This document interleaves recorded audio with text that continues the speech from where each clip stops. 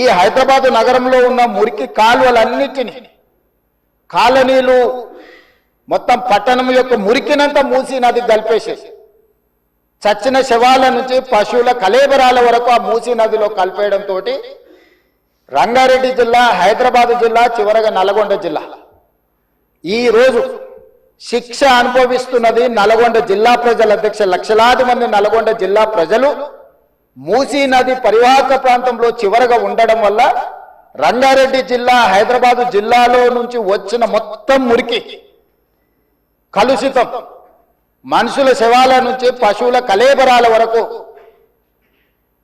Pharma కంపెనీలు వెదజల్లుతున్న విష కాలుష్యం నుంచి మూసీలో కలపడం వల్ల కింద వాళ్ళు జీవించలేని పరిస్థితి ఉంది. నల్గొండ జిల్లాకు భగవంతుడే శిక్ష విధించిండు అధ్యక్ష.